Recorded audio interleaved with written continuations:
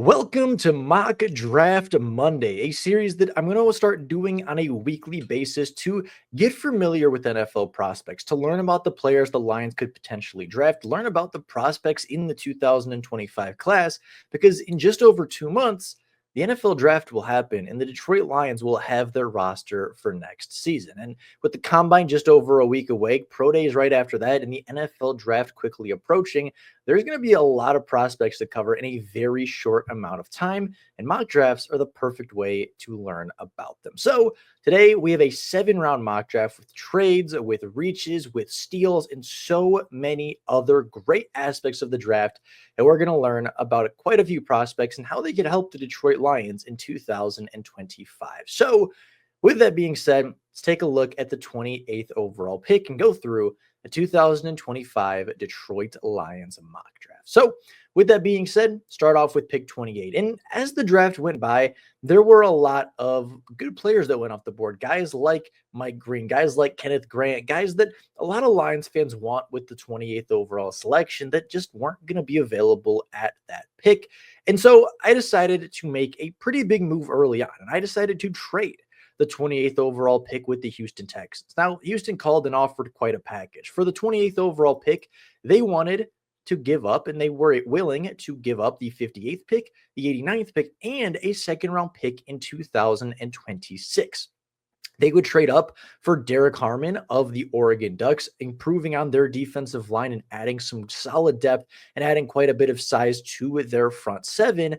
But I think that this is a good move for the Detroit Lions. Without Mike Green, without Kenneth Grant, without some of the top end defensive talents in this class available, a lot of this class's strength relies on the second to third round, relies on those day two prospects that are good players, but just aren't big enough, aren't flashy enough, maybe have an issue or two to work out the kinks of, but guys that are going to turn into really, really good players. And that's where I wanted to stack the assets, right?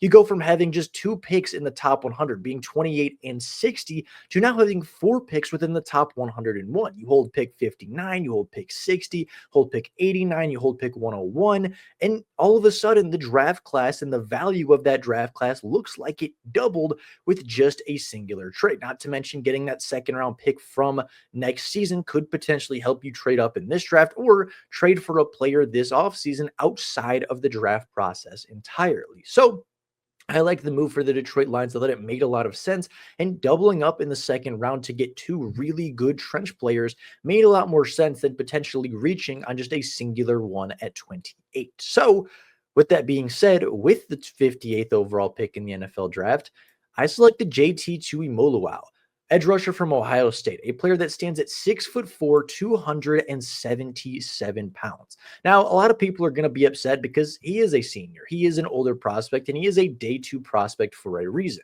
However, after last season, where he put up 12 and a half sacks, 22 TFLs, and so many other massive plays for the Buckeyes, it's really hard not to like JTT for a Detroit Lions role. He's big enough to set the edge in the run, and he's a good enough run defender to play on all 3 downs. He is big, he is athletic, he is a true edge rusher too. He has every edge rushing tool available to him with power, bend, and the ability to stop the run. This is a player I do think the Detroit Lions will target in the draft.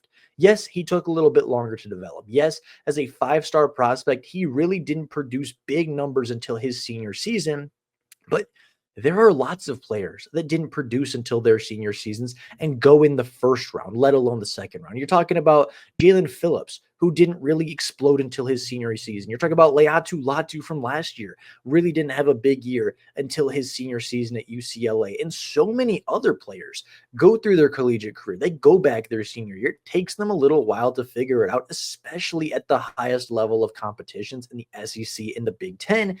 But they come into the draft and they come into the NFL ready to contribute better than a lot of these raw prospects. And I don't think having an extra year to develop is necessarily a bad thing for JTT. It means he comes in ready to perform. He comes in a little bit more polished than some of the other players. And I don't think he's necessarily done. I think he has the power to be a great edge rusher. He has the bend. He has the quick hands. He's a really, really big athletic player and a guy that Casey Rogers could mold in Detroit alongside Aiden Hutchinson and give them a true dominant threat at edge rusher too, which is where I think JTT fits best in the NFL. I don't think he's ever going to be a perimeter all-star. I don't think he's ever going to be an elite pass rusher, but if you're drafting him in the second round, you don't necessarily need him to be that. You need him to be solid. You need him to get 5, 6, 7 sacks in a season and be reliably healthy. And that is where JTT can make an impact. Now, we don't have to wait long for the Detroit Lions' second selection in this class, as at pick 60, I doubled up on the front four. With Deone Walker being available, he's 6'7", 340-pound defensive tackle / D lineman from Kentucky. It was a pretty obvious choice. Alim McNeill probably won't play until late September, if not early October. And adding a player like Deone Walker, somebody who throughout his career as a defensive tackle has 132 tackles, 23 TFLs, 10 sacks, 6 passes defended, a forced fumble, and a fumble recovery. He is big. He is productive. He has fantastic size for an interior defensive tackle, great strength, strong run defender, sets an edge when he's put on the perimeter. He's an explosive athlete. He is a little bit raw and took a step back last season, but that kind of size, that kind of strength, that kind of power, and that kind of upside for the 60th overall pick feels well worth it for a player and an opportunity to grow alongside Alim McNeill, to be a dynamic trio with him and Reader and McNeill, and just overall being a potential growth piece for the Detroit Lions. DJ Reader has just a singular year left. And after that, there's not a lot of depth. You have Mekhi Wingo, you have Broderick Martin, but those aren't guys that you're going to necessarily play on every single down. Deone Walker is a player that can be a 3-down tackle throughout his NFL career, that is big enough and strong enough to rush the passer, to defend the run, to set the edge. And I think if he didn't take a step back last season, he'd be a first-round pick. If he didn't take a step back from 7 sacks to just 1.5, he would be a first-round selection. But he did take that statistical step back. And he, I wouldn't say regressed as a player, but regressed statistically on a defense that got worse at Kentucky. And I think his draft stock took a major hit because of it. But I don't see the Detroit Lions passing on somebody that big, that athletic, and with that much upside as a project, while also being able to potentially contribute on day one in the absence of Alim McNeill. So I really like this player for the Detroit Lions. I think he'll be a good option. And I do think the Detroit Lions go pretty early with the defensive line at both edge and defensive tackle for their draft class. Now, moving forward a little bit onwards into the draft with the Lions' second pick that they acquired from Houston.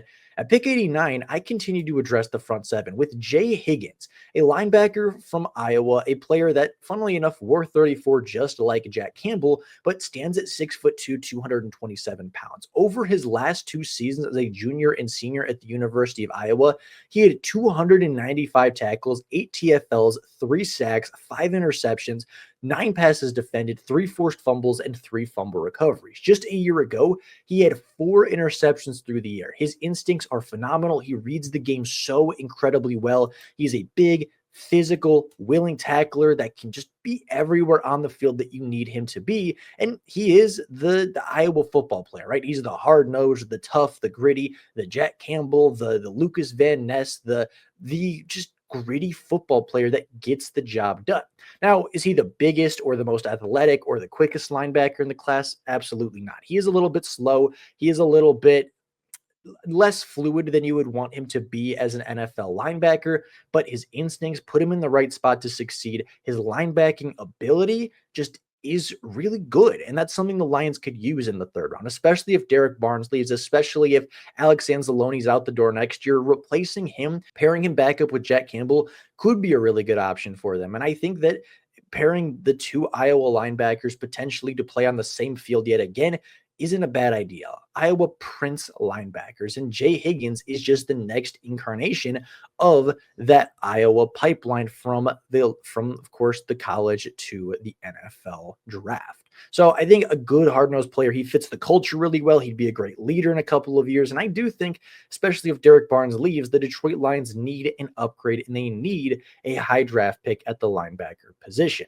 Moving on to pick 101, I addressed the safety position with Jayden Reed from Penn State, a player that statistically was quite good, standing at 6 foot, 213 pounds as a senior. Last year had 98 tackles, 3 interceptions, 2.5 sacks, 3 passes defended, a forced fumble, and a fumble recovery. He is a player with good instincts. He is super aggressive. He is a willing tackler, and overall, just a really good special teams piece early, but also potentially a really good third safety.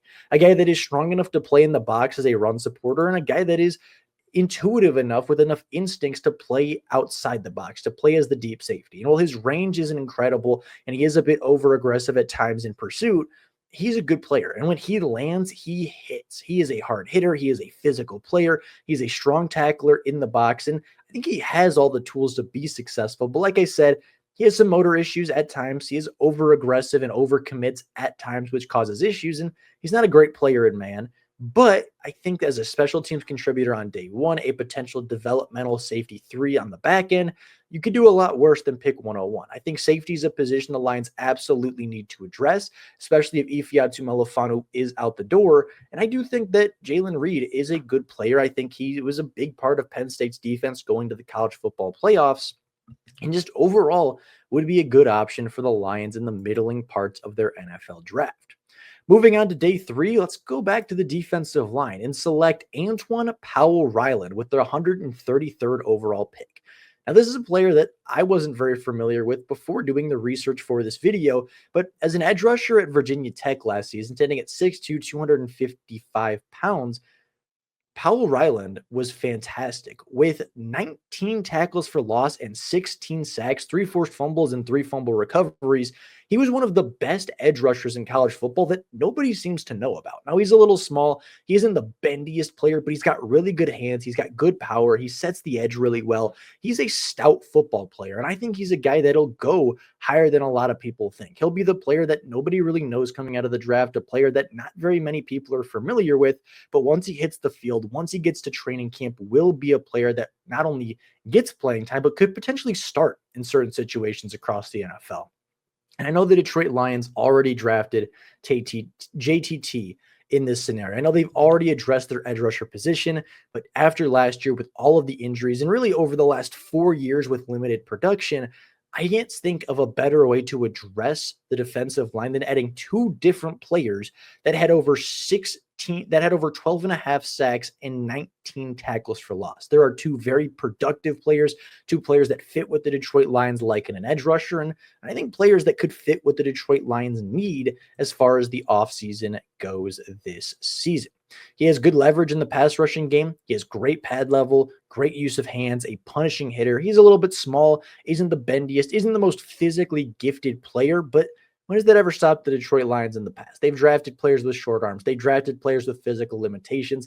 That doesn't scare the Detroit Lions away. They love production. They love leadership. They love high motors. And those are all things that Antwan Powell-Ryland brings to the table. So I do think he'll be a good option there. And then going to the offense for the first time, selecting a Ja'Corey Brooks, the wide receiver from Louisville, 6'2", 190 pounds, senior wide receiver, 61 receptions, 131 yards, and 9 touchdowns in his final year at Louisville.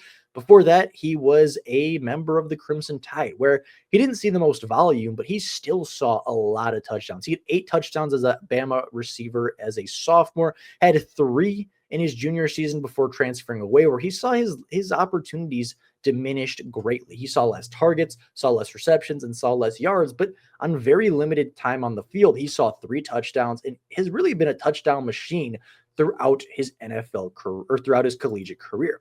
He has good size, great touchdown rate, a tough player, transitions to the run and runs really well after the catch, but is a little bit of a limited route runner, is a little bit limited from the speed perspective. He is not the best wide receiver when it comes to creating separation, and reminds me a bit of Tim Patrick in that way. More of a big, clunky wide receiver, but has strong hands, can be a security blanket, can be the physical jump ball wide receiver that you need, and can be the security blanket you need.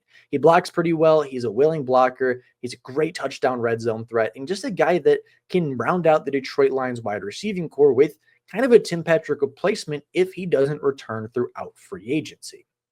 Staying on the offensive side of the ball, we're going to go to Western Michigan, stay in the home state, and select Addison West with a 230th overall pick. Standing at 6'3", 305, he has a 94.9 PFF grade with 0 sacks allowed, being a first-team All-MAC player and a unanimous consensus first-team All-American this past season.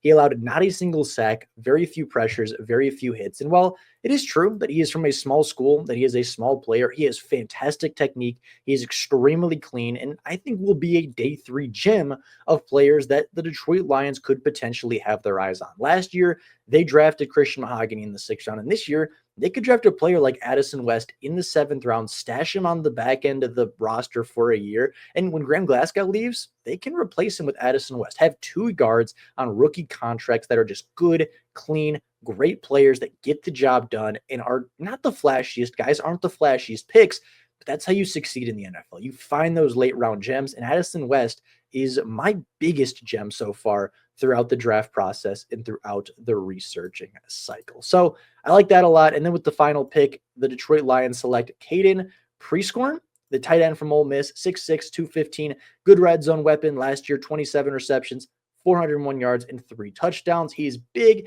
He's got size. He's got natural ability. He's a strong blocker. He's never been the premier weapon of an offense, has some consistency issues, but I think adding him behind Laporta a little bit with Brock Wright, having a bigger body wide receiver-esque tight end could be good for the passing attack. Can't hurt the can't hurt the rushing attack, as he is, like I said, a very strong run blocker. I think it just upgrades over Brock Wright a little bit. I think it gives you a great tight end 3 option, which the Lions like to use. I think it could be a good option for the end of the draft. But that is my draft class. That is kind of the way I see this thing playing out. A lot of trenches early, a lot of defense early, a couple offensive stashes late, right? I think a wide receiver is very much in the playing cards. I think guard especially is very much in the cards, potentially even as an early option, but just getting value, getting best player available, players that can contribute, players that can help the roster. And this feels like a Brad Holmes class. This feels like you're walking away with a lot of talent, with a lot of good players, players that can help you now, players that can help you later, and just overall a really, really talented class. So with that being said, thank you all so very much for watching. Let me know down in the comments below what picks you would change, what picks you agree with, and what picks you disagree with. I'd love to hear down in the comments below your opinions. But with all that being said, that's all I got for you guys right now. Thank you all so much for watching. And until next time, and as always, go Lions.